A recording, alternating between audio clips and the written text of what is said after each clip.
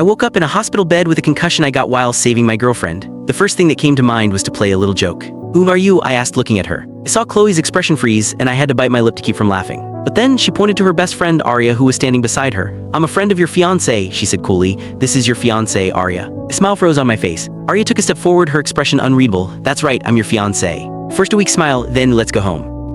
Arya took me home, her home. I looked around the unfamiliar apartment, a space that held absolutely no trace of my existence. No photos, no stray jacket, nothing. I lowered my head and started fiddling with my phone, trying to ground myself. "Do you want to get some rest first?" Arya's voice was soft, gentle. She was playing the part of a loving fiancé perfectly. "Okay," I nodded, using the amnesia as a perfect excuse to let her lead me to the bedroom. She seemed to let out a breath of relief once I was lying down. I closed my eyes, the air filled with her scent, unfamiliar but surprisingly pleasant. A few minutes later, I heard a familiar voice drift in from the other room. "Arya, you're the best friend a girl could ask for. Please just pretend to be his fiancé for a little while." It was Chloe. I sat up, peering through the crack of the bedroom door, which wasn't fully closed. "Aren't you afraid he'll get his memory back one day?" Arya asked. "They must have thought I was asleep." Chloe had her on speakerphone, her voice filling the quiet apartment. "Oh, please, if he remembers, I'll just coo at him a little, give him a few kisses and hugs, and he'll melt," Chloe said with a syrupy sweetness that felt like a shard of glass in my gut. "He loves me so much, he'd never dream of leaving me." So that's what I was to her? Replaceable. A piece of trash she could throw away and pick back up whenever she felt like it, all because I loved her too much. "I'm just a little bored," she continued, her voice light and careless. "We've been together for so long, I just need a little space, a little excitement to feel alive again. It won't be for long.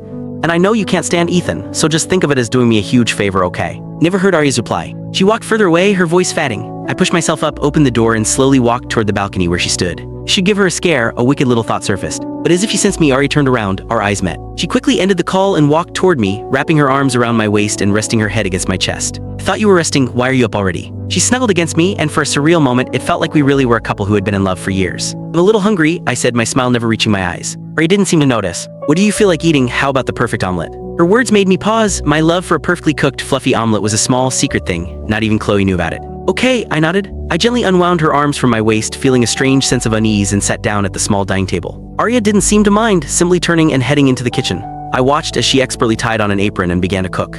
I rested my chin in my hand, a dizzying sense of deja vu washing over me. This was it. This was the scene I had always imagined for my future married life. I just never imagined I'd be living it with my fiancé's best friend. Soon, a golden, fragrant omelet was placed in front of me. Arya sat opposite me, her chin propped in her hand, watching me with a warm, genuine smile. My heart gave a sharp, painful jolt. I quickly looked down, scooped up a bite, and brought it to my mouth. It was perfect, unbelievably good. "Is it good?" I didn't answer. My body was more honest than my words as I quickly took another bite. Arya laughed softly at my eagerness. She leaned forward and gently brushed a stray crumb from the corner of my mouth with her fingertip. "No one's going to steal it from you," she teased. "Slow down. If anyone saw you, they'd think I was starving you." The sudden intimacy made me press my lips together. For a split second, our eyes met, and I heard a frantic, pounding heartbeat. Was it? Click the link on the homepage to watch the full follow-up for free.